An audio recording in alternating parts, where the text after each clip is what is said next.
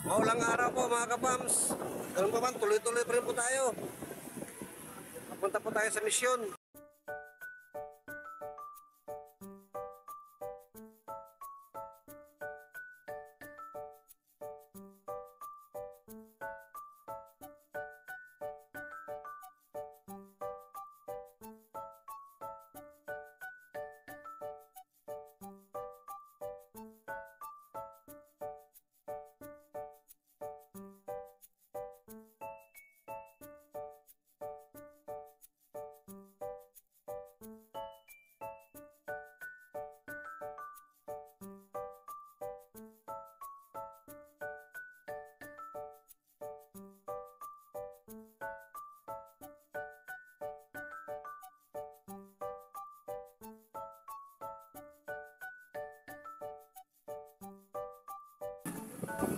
Palang araw po mga kapams.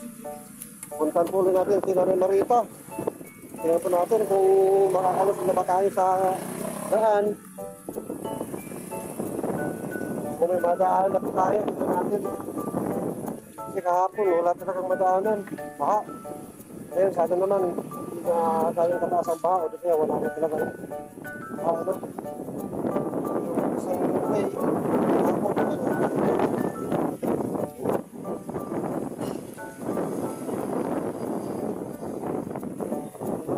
tulay hapon na sobrang baha kasi ang baba po rito kasi oh. Yan, nakadaan na po tayo.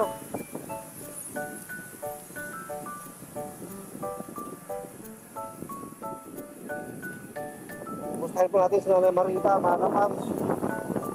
Anong sitwasyon niya.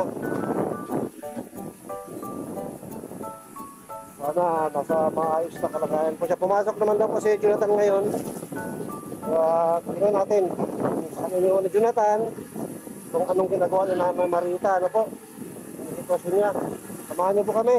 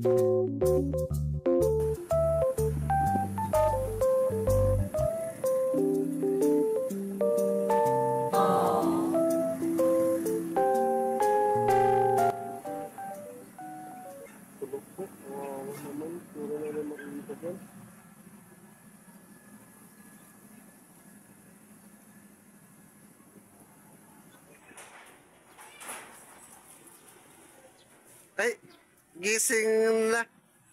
Pumasok si Jonathan, Nay. Okay ka lang dito? Kumain ka na? Hindi pa? Anong oras na ba? Pakain mo natin. Bilang natin pagkain para makakain mo si Nanay. Sarado yung ibang tindahan pero tingin tayo sa. Tignan tayo kung may bilang ng pagkain. Buti naman pa mga kapams sa pumasok si Jonathan. Cellphone mo, andyan. Tago mo, Nay.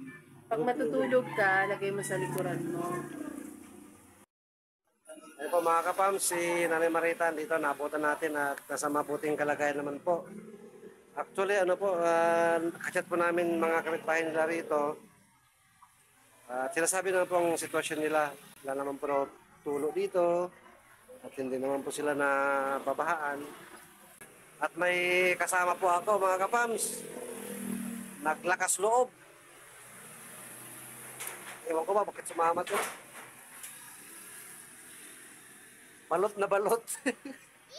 Giniginaw ka pa? At your service po. Magandang Maaga po sa lahat. Ito tayong lahat dahil may paparating pa rin po na isa na naman pong bagyo. Salamat po sa Diyos at muli po tayong nagkasama sa aming pagdalaw po kay nanay. Salamat po. Tara, tingnan natin ang makakain si nanay. Let's go mga kapam! Sama-sama po tayo. Nay, bili mo na kayo pagkain mo ha. Ay, sauce. Diyan ka lang ako, malikot. Tara po, bilang natin ang makakain si nanay Marita. Hindi pa na po kumakain. At walang naiwan yata si Jonathan na pagkain doon kasi walang makita sa mesa. Kaya po natin, mabibili natin kay nanay Marita na pagkain. Ano po? Gutom na siguro. Ayan po, bilang po natin ng lugaw. Kasi yun ang paborito ni nanay, ano po. At napapasarap siya ng kain pag lugaw. Sana marami siyang makain ngayon. At pwede natin iwan sa kanya sa mesa para just in case mamaya pag nagutom uli, may makakain po si nanay. Dinaanan lang po natin mga kaparos para masigurado ano po, yung sitwasyon niya. Buti na lang po, gumanda-ganda konti ang panahon. Di siguro nasa ano na to 5 minutes na ganito. Medyo sumilip ang araw mga kapams. Yan. Pero sa palibot, madilim pa rin. Sana magtuloy-tuloy ito. Para makahinga naman po ng maluwag yung mga nasa malapit sa dam. Apaw na po yung mga dam natin. Kawawa po yung mga kababayan natin nasa evacuation center na. Puro basa yung mga damit. Sa group chat nga po namin, yung mga kakilala namin, marami pong nasa evacuation center sa, kung natatandaan nyo po, yung isang school na nag-spread lang po tayo sa Pag-asa, naging evacuation center na rin po yun. Maraming kababayan natin na nandun. Nangailangan po ng mga damit, pagkain, kasi basa lahat, lalo mga bata, kawawa. Basa po kasi lahat ng mga damit nila. Nabahaan ng mga bahay nila, maabot hanggang bubong. Medyo mataas naman kasi yung school na yun, kaya doon po sila pinag-stay ng barangay, ng LGU. Sana nga po, mapasyalan natin ano po, kung may maiabot sana tayong kahit mga pamalit lang ng mga bata.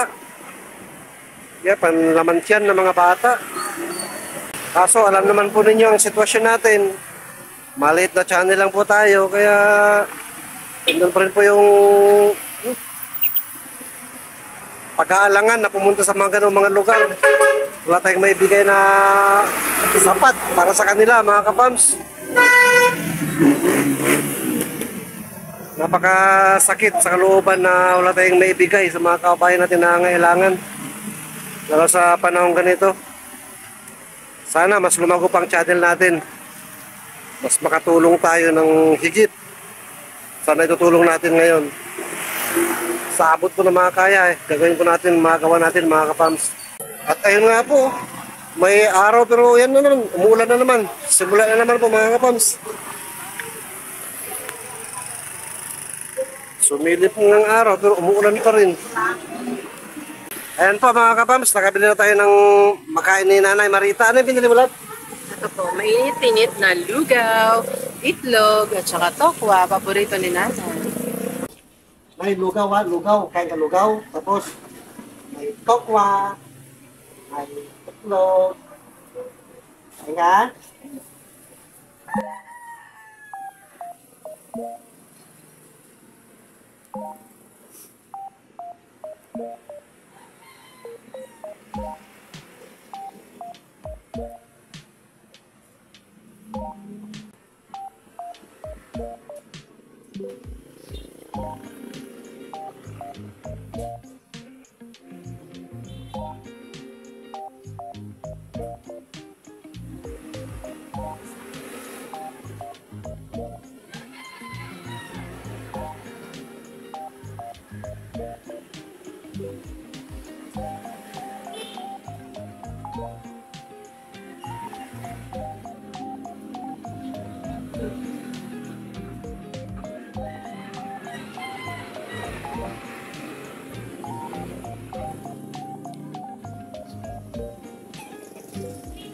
Dahil po sinasuggest niya mga kapams na turuan natin si nanay na kumain mag-isa.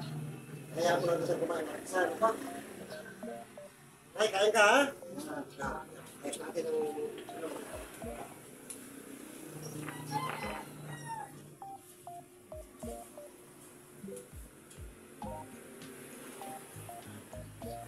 Natin yung pan niya.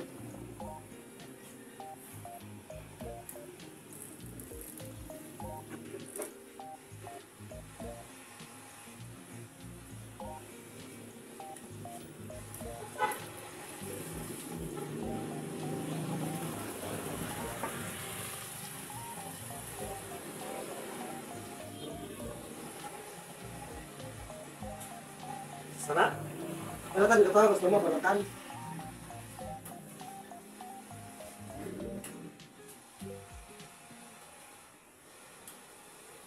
Sarap lang po kasi nila nanay mga kapams, na dalawa lang sila. Hindi talaga kayanin yung ang lahat. Kapasok ko sa trabaho. Mga itong bagyo-bagyo. Hindi ko makakapag yan. Kaya kailangan ko talaga ng alaala kinanay marimutan. No?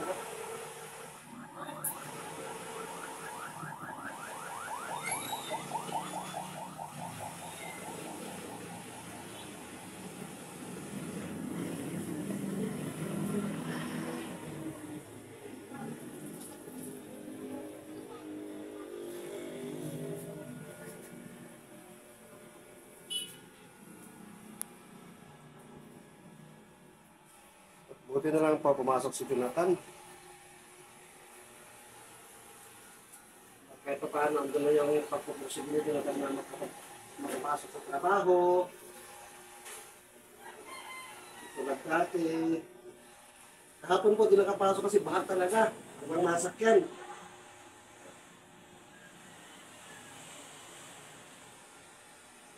Ngayon, di na paano, kumalma konti ang ulan. Bumaba yung tubig, yung mga paha. Pumasok po siya. Salamat naman nagpupurgis-sinisiyas natin. Ano po?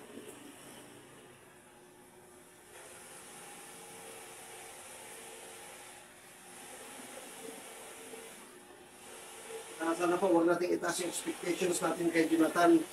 Na itulad natin yung level nga, pag-unawa natin, at mga view natin. Si Jonathan po kasi, isipin natin ano siya, 10 years old. Na ngayon pala nagde-develop ng kung anong sitwasyon ng tunay na buhay.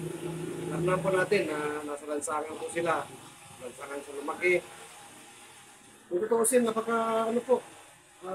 napakaganda ng sitwasyon ni Jonathan sa kakayahan niya mag-isip.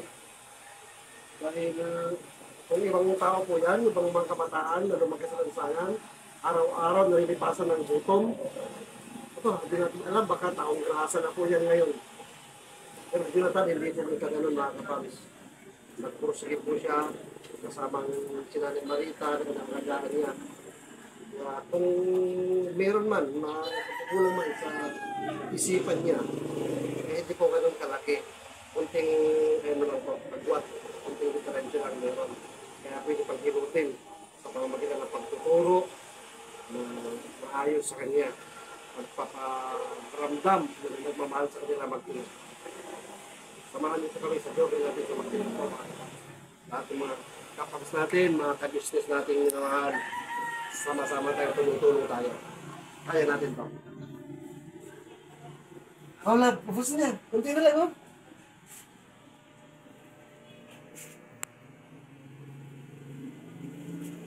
Good na ano eh.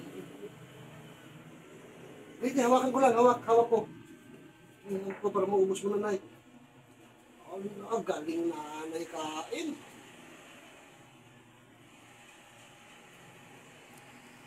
Lugaw tsaka tokwa po. Bibigyan natin kay nanay.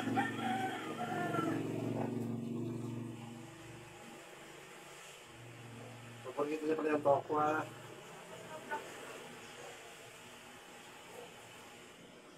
Itlog. Ayaw ba? Ayan lang muna. Busog na. Tubig na eh. Tubig ka. Mga kapam, sa left side po ni nanay nakakagalaw. Right side niya po, hindi talaga nakakagalaw yan. Minsan po kasi kaya napagkakamal nating right side yung gumagalaw kasi yung cellphone na gamit natin minsan naka-mirror. Nakaharap sa atin kaya ano po, nakakalito minsan. Yung right side niya po yung hindi nakakagalaw. Kaya nay, busog. Busog na po si nanay mga kapam. Oh, let's go. Mission accomplished talaga nanay. Tuloy tayo sa ating lakad na pupuntahan. Ikot na po tayo mga kapam sa sana.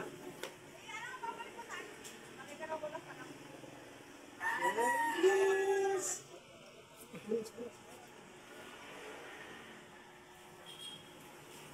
Nay, alis muna kami. Busog? Oh shit, oh shush, nahulog ng cellphone. Itago mo yung cellphone na, matulog ka, itago mo yan. Ilagay natin to. Ganyan lang. Hindi lang. Yan lang lahat. Dito may patong kayo sa kabila. Hindi maabot? Hindi na. Umulan na naman mga kapams. Pero may araw. Ayun o, may araw pero umuulan. Nanay, alis na muna kami ha. Busog na? Antayin mo na si Jonathan dito ha. Huwag maggagala. Huwag malikot. Oh, simod-simod mo na. Simod-simod. Okay na, bye-bye. Ito, ano ito sa ulo mo? Yan. Yan.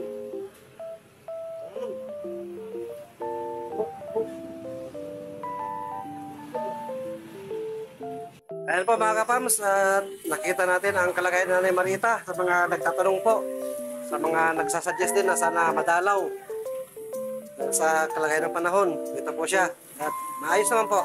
At ito nga po, ulan na naman, pero sige lang po, tuloy-tuloy tayo. Napakaayos. Makaayos daw po. Ano ba? Wala lang po tayo araw-araw. Tuloy-tuloy lang po tayo sa pag-spread love at good vibes. Dito lang po yan sa LB Vlogs Vlogs Family. Family. Bye! God bless us all. Bye-bye!